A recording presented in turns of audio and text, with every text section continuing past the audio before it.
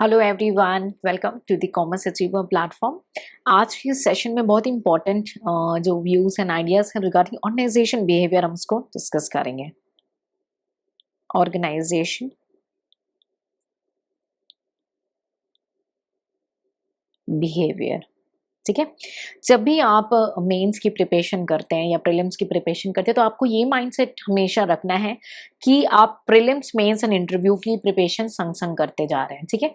उसके बाद तो ऑब्वियसली जब प्रीलिम्स आना होता है तो आप एक प्रॉपरली फोकस करते हैं प्रीलिम्स पे, और जब मेंस प्रीलिम्स के बाद मेंस अप्रोचिंग होते हैं तो definitely you just give your 100% on the mains and after mains and the 100% on your interview level.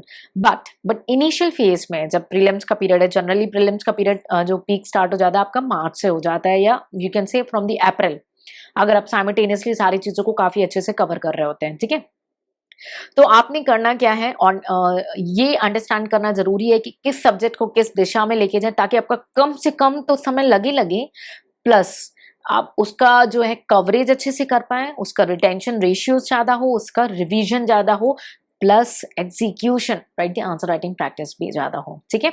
So organisation behaviour कैसे कवर करेंगे, क्या है, किस एरियाज में ध्यान करना है। तो सबसे पहले आई बिलीव आपने सिलेबस को देख लिया होगा। ऑर्गेनाइजेशन के बिहेवियर में किस क्या क्या आपका मेन ब्रॉड जो है आपके माइंड में एक सेटअप, एक पिक्चर बनी होनी चाहिए ऑर्गेनाइजेशन बिहेवियर में। उसके बाद आपने प्रीवियस ईयर पेपर में कैसे क्वेश्चन आते हैं वो आपने देखा होगा।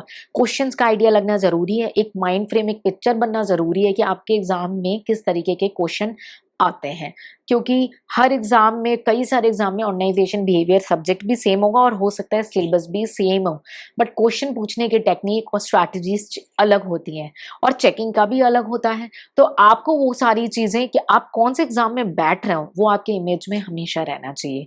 और दूसरी बात कि किस तरीके के क्वेश्चन आ रहे हैं, ताकि हम ये डिसाइड कर सकें कि हमें किस एरिया पे कितनी मेहनत करनी है और कितना समय देना है, कितना रिवीजन देना है, ठीक है। तो आई होप आपने प्रीवियस ईयर एनालिसिस का जो है सेशन देख लिया होगा, वीडियोस में ऑलरेडी कवर किया to help each and every individual. तो आप उसको अच्छे से कवर करेंगे। बहुत लोग उसको वैल्यू नहीं समझते हैं, वहीं पे वो स्टूडेंट पहले स्टेप में मात खा जाते हैं कि आपको हर चीज की, जितनी चीजें मैं अपना समय दे रही हूँ आपको हेल्प करने के लिए, आपको उसका मैक्सिमम बेनिफिट उठाना है। और एक शॉर्टकट, समय बचाना है, वीडियो को स्पीड करके सुनो, ठीक है। Don't waste your time but take maximum benefit from each session, ठीक है। तो आपने प्रीवियस ईयर एनालिसिस कर लिया, अब हमने एनालिसिस का कंक्लूजन निकालना है कि सबसे पहले आपका इसमें theories, models, types, methods, steps, sort of time think को आपको 100% कमांड करके जाना होगा।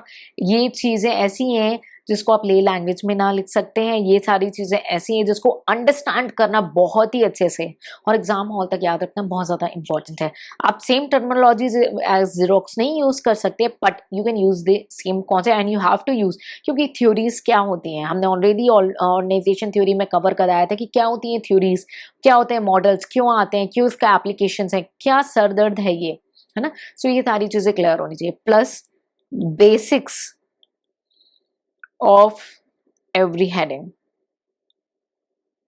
कोई भी टर्म्स हैं, जो आपके टर्म्स हैं या टर्मिनोलॉजीज हैं, सबकी बेसिक मीनिंग क्लियर होनी चाहिए। एटलीस्ट कि आपकी बेसिक मीनिंग्स जो है आपको कवर होनी चाहिए, उस पर आपका अच्छी पकड़ भी होनी चाहिए, हर टर्म्स की मीनिंग आपको क्लियर होनी चाहिए। और यही वजह है कि इसके थ्रू मैं आपको सपोर्ट करना चाहती हूँ and team is continuously working to give you with the dictionary support. We are working very hard कि जितना जल्दी हो सके, लेकिन हम गलत प्रोवाइड करें इससे बेटर है कि वी आर क्वाइट डिलेइंग कि आपको क्वालिटी चीज मिले, जितनी भी मिले क्वालिटी मिले, ठीक है।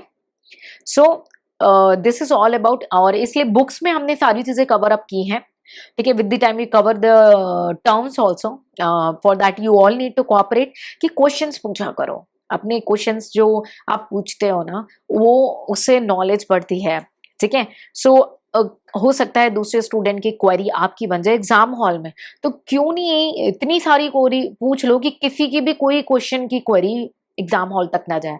और एक जो बात मेरे को कुछ स्टूडेंट्स के माउथ से सुनने को मिली, माइट भी आपके भी माइंड में ये हो सकती है कि यार मैंने पूछ लिया तो उसका भी प्रिपरेशन मेरे जितना हो जाएगा, कहीं वो क्लियर कर लिया और मैं उसकी क्यों हेल्प करूं, इट्स अ कॉम्पिटिटिव एग्जाम। ऐसा नहीं है।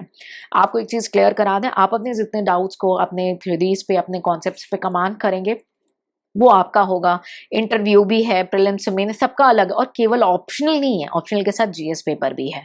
ऑप्शनल तो कमांड कर सकते हैं ना सारे, क्योंकि कॉमर्स के अगर एक्सपर्टीज बैठ रहे हैं और कॉमर्स के एक्सपर्टीज के, देखिए आईआरएस वर्ल्ड में तो उनका कमांड हो जाता है, they get to the level of the Lok Sabha, they get to the level of the Rajya Sabha, ठीक है। लेकिन हमें उस नंबर्स को इंक्रीज करना है, क्योंकि आप इकोनॉमी को जितना अच्छे से समझेंगे उतना डॉक्टर्स नहीं समझ पाएंगे। आज जितना इकोनॉमी को वाइब्रेंट करके क्रिएट करके आएंगे उतना कोई और नहीं समझ पाएगा, ठीक है। So try to be more precise, and एक क्या है ना, कॉमर्स टीम में एक बॉन्डिंग होनी चाहिए। आप ये जो सोच है ना माइंड में कि मैं पूछूंगा या मैं पूछूंगी तो उससे उसकी हेल्प हो जाएगी, ऐसा नहीं होता। Everybody has their own hard work, persistency and destiny. तो डेस्टिनी पे तो मेरा बिलीव कम है। मेरा बिलीव क्या करता है, put your hard work in the right direction. 99% में डायरेक्शन ही नहीं पता होता है, हार्ड वर्क हो रहा होता है, लेकिन put the hard work in the right direction is most and most important thing, ठीक है। तो राइट डायरेक्शन पे रखेंगे और खुल के क्वेश्चंस पूछेंगे, ठीक है, कोई भी डाउट्स है, और ताकि ना एग्जाम हॉल में ये कॉमर्स वाले बिल्कुल चिल देखें, लोगों को स्ट्रेस हो जाए आपको देख करके। तो I am there to help you, take this as a boosting power, okay. So keep asking, again I am inviting you, keep asking, ठीक है। प्रोबेबल इज यूट्यूब पे पूछा करे कमेंट पे, ताकि कई बार होता है कुछ ऐसी क्वेरीज होती है कि आपके फ्रेंड्स ही एक दूसरे को सॉर्ट आउट कर देते हैं, और वहां पे पूछने से हर को क्वेरी दिखेगी, राइट। और क्योंकि बहुत सारे स्टूडेंट्स हैं, कुछ इंस्टा यूज करते हैं, कुछ व्हाट्सएप यूज कर रहे हैं, कुछ टेलीग्राम है, कुछ फेसबुक पेज है, कुछ फेसबुक ग्रुप है, तो आप सारे नहीं यूज कर पाते हो सारे, लेकिन मिल करके यहाँ पे मिल सकते हो, ठीक है। सो आज देयर, और कई बार आपके फ्रेंड्स और आप लोग एक दूसरे को मिलकर, और कई बार तो होता है ना, हम जब खुद की क्वेरी या दूसरों की क्वेरी सॉर्ट आउट करते हैं तो हमें और जो है ज्यादा अच्छे से कॉन्फिडेंस आ जाता है, बट उसमें टाइम देना पड़ता है। तो मैं आपको कहूंगी वो भी मत दो, जो आता है वो इम्प्लीमेंट करो, एग्जीक्यूट करो, बाकी हमें छोड़ दो, हम उस क्वेरीज को सॉर्ट आउट करेंगे, ठीक है। तो try to be participative, it should be always two way communication, ठीक है। तो मैंने बोला आपका सिलेबस, प्रीवियस ईयर पेपर का एनालिसिस, और ये एरियाज में आपको कमांड करना जरूरी है। और the most important thing with the theory paper is answer writing as much as possible. लेकिन आंसर राइटिंग आप तभी कर पाओगे जब आपने कम से कम 1 स्टडी कंप्लीट की होगी, ठीक है। हमें ये बोलते हैं ना बहुत सारे स्टूडेंट कि मैं पूरा कवर कर लूं, तब वो कभी पूरा तो कवर नहीं होता। सिलेबस इतना वाइड है ना, वो पूरा नहीं आ पाता। अब क्लास सेशन में कई बार ये स्टूडेंट होता है कि हमने जैसे आपके सिलेबस को डिवाइड किया है सब्जेक्ट्स में, ठीक है, सब्जेक्ट्स को डिवाइड किया है चैप्टर्स में, एंड चैप्टर्स को डिवाइड किया है टॉपिक्स एंड सब टॉपिक्स में। तो इससे स्टूडेंट की कोई भी टॉपिक छूटे नहीं, प्रोबेबली फ्रॉम आवर साइड, ठीक है। अब आपने एक सब्जेक्ट में सिंसियरली किया, 2 में किया, 3 में किया, 4 में किया, 5 में किया, 10 सब्जेक्ट्स हैं, और हर 10 के 10 सब्जेक्ट्स में आपको टॉपिक्स, सब टॉपिक सब पे कवर करना है, ठीक है। तो इसीलिए वो स्ट्रैटेजी बनाई है कि समय कम हो ना, तो मानिए टॉपिक चलो 1 2 3 4 5 ऐसे 6 7 8 9 10 है, ठीक। आपको 8 टॉपिक में कोई डाउट है मिस्टर ए को, तो वो 8 ही टॉपिक को बार बार रिवीजन कर ले और उसके 10 टॉपिक कमांड हो जाएंगे। अब मिसेज ए है कोई, उनको टॉपिक 2 में प्रॉब्लम है, ठीक है, टॉपिक 2 में वो टॉपिक 2 को फटाफट रिवाइज करें, और ऐसे आपको ये दिखेगा कि अरे आपके 10 टॉपिक पे आपकी कमांड हो गई। ये स्ट्रैटेजी ऑप्ट करनी है, ठीक है। So that's why we asked you please come learn and save your time in your optionals, and that save time you distribute into your GS and prelims paper। तो answer writing practice पे कभी इस तब मत बैठना कि मैं पूरा कवर कर लूं तब बैठूंगा या बैठूंगी, वो पूरा कभी कवर नहीं होता और लिखने का मौका आ ही नहीं पाता। और जब तक आप लिखना नहीं सीखते हो तब तक आप परफॉर्मेंस अच्छा नहीं दे पाओगे। लिखना कैसे है आंसर राइटिंग, उसको कैसे कंपाइल अप करना है, उसकी स्ट्रैटेजी भी मैं आपके साथ डिस्कस करूंगी। अगर आपको वो क्लियर है तो ठीक, नहीं क्लियर है तो आप उसको पूछो हमसे कमेंट सेक्शन में। और आंसर राइटिंग में और क्या स्ट्रैटेजीज चाहिए और आपके क्या क्वेरीज हैं, जितना ज्यादा पूछोगे उतना मैं और ओपनली आपको हेल्प आउट कर पाऊंगी, ठीक है। तो try to ask and get it helped, ठीक है। So this is all about कि आपने ऑर्गेनाइजेशन बिहेवियर का प्रिपरेशन कैसे करना है। सिलेबस देखेंगे, प्रीवियस ईयर पेपर का एनालिसिस, एंड दीज एरियाज में पढ़ते समय काफी अच्छे से ध्यान देना है। उसके बाद आंसर राइटिंग प्रैक्टिस होगी और आपने प्रीवियस ईयर का जो है टॉपिक्स एक बार कवर करना है।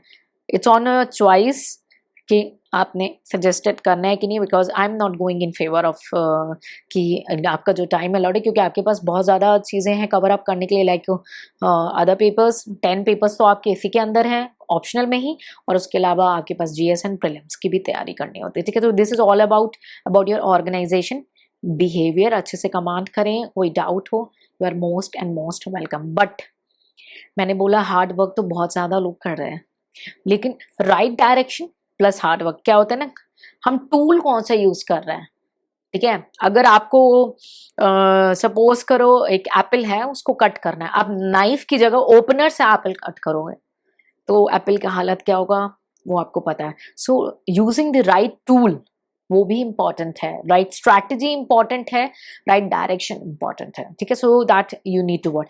समय बचाने के लिए वीडियो में क्विकली फॉरवर्ड करके सुना करो, लेकिन हर बातों पे बिल्कुल बारीकली बातों को ध्यान से सुना करो।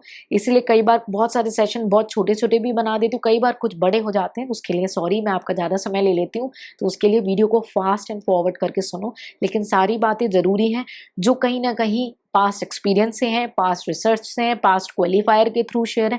मैं किसी रैंकर को नहीं लाई हूँ, ना कभी लाऊंगी। जिसको जो थॉट करना है थॉट करें, बिकॉज मेरे लिए you are the creator, you are your own developer, not all fingers are fine, work on that, ask your queries, get it solved and get it done, ठीक है।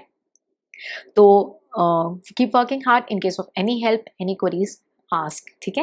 So I hope this is all done with the organization waivers. See you with the further sessions, stay connected, and yes, most of the people they saw the video sessions and they sometimes few of them उनको ये beneficial नहीं लगता है, few of them might think कि उनके लिए beneficial and they comment on it. I'll suggest join with us and keep watching these sessions. All the sessions which we are creating is not to create a numbers, is to serve the quality. Trust us and take the benefit. So take care. Bye-bye.